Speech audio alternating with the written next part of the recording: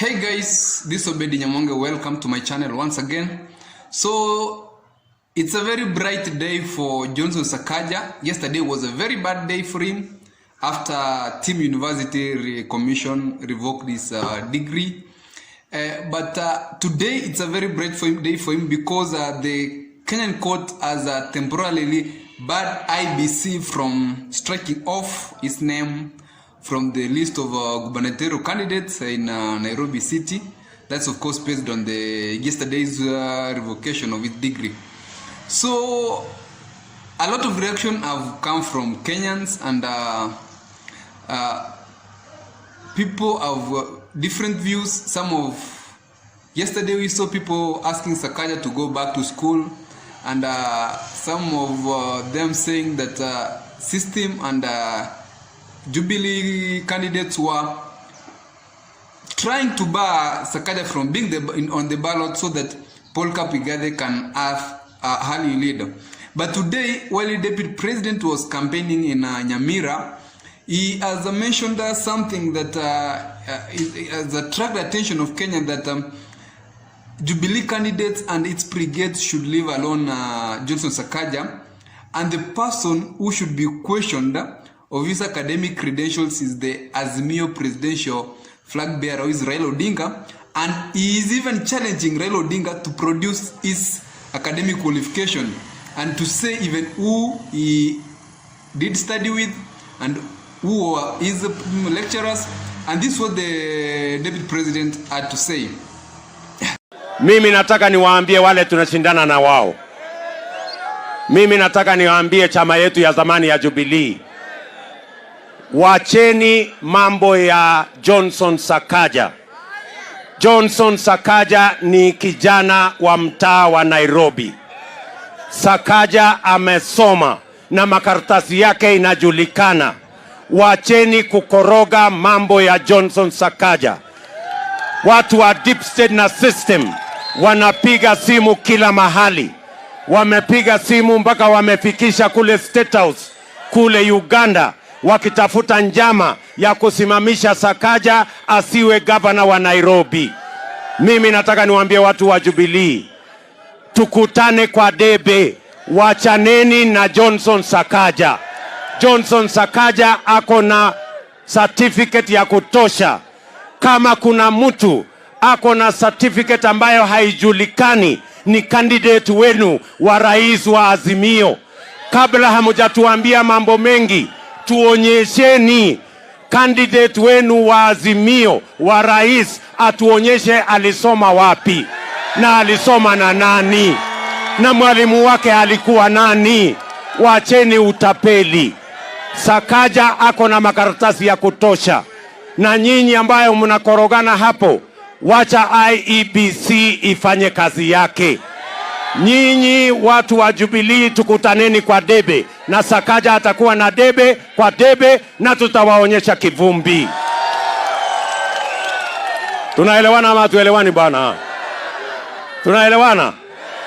Mimi nataka niwaulize watu wa Azimio, huyo candidate wenu ya rais alisoma wapi? Alisoma nini? Alisoma na nani? Alisomeshwa na nani? Hamuwezi kujibu hiyo yote, alafu mnatuambia ako na degree. Ako na degree ya wapi? So my thinking is that the Nairobi thing is that I can analyze, and from a critical view I'm saying that the government and the system have tried to put a lot of efforts to ensure that Sakaja should not be on the list. And the reason is that when I've been analyzing and the polls that are being released, all the polls that have been done, especially on the Nairobi gubernatorial race, Sakaja has been leading. And he's leading with a margin of over 5%. I think this thing is really worrying the system and those who all think that they own Nairobi. And they're trying to put a lot of effort to ensure that Sakaja, at the end of the day, Sakaja, who is a Kenya Kwanza gubernatorial candidate in Nairobi, doesn't win or doesn't take the day in Nairobi City. Remember that Nairobi City is a highly contested gubernatorial race, and Jubilee Party, in the Azimio coalition agreement, Jubilee Party really wanted the Nairobi gubernatorial candidate to be from its party, so that at least they can feel taken care of in the Azimio coalition agreement. So there are fears that in case they lose in Nairobi gubernatorial race, they won't have got any better seat in the Azimio coalition. Because remember that the president is from ODM, the deputy matter is not from Jubilee, is from NAC. I think they really did negotiate to have Nairobi, and that's why somebody like Tim Wanyonyi was very popular and who was liked by a lot of Nairobians was left out, so that at least Jubilee can benefit. So there are those fears that Sakaja, at the end of the day, if Sakaja beats Paul Kapigade, it's going to be very bad for Jubilee Party. So they are trying at all means to ensure that they do away with Sakaja. At least Paul Kapigade gets an earlier lead, so that they win the Nairobi. Nairobi is city gubernatorial candidate. It's a very good thing and prestigious thing to have a governor who is leading in the city. And always the government in place has always tried as much as possible to ensure that the candidate in the city is their own. So this thing has taken quite a different view, and I'll be analyzing and I'll be telling you of what are the dynamics. Are things going to change?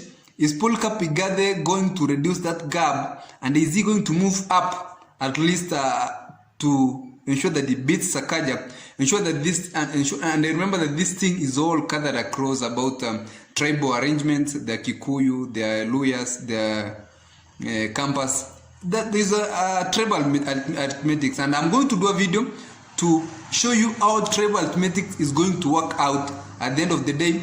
That is if Johnson Sakaja is going to be cleared. His case has been rescheduled to Sunday, that's 19th, I think, 19th June, Sunday at 2:30 p.m. But meanwhile, IBC has been temporarily barred from clearing or moving his name from the gubernatorial race in the list of gubernatorial race candidates. Thank you, ladies. Continue supporting, and if you are new, always remember to subscribe so that you can promote this channel. Have a nice evening.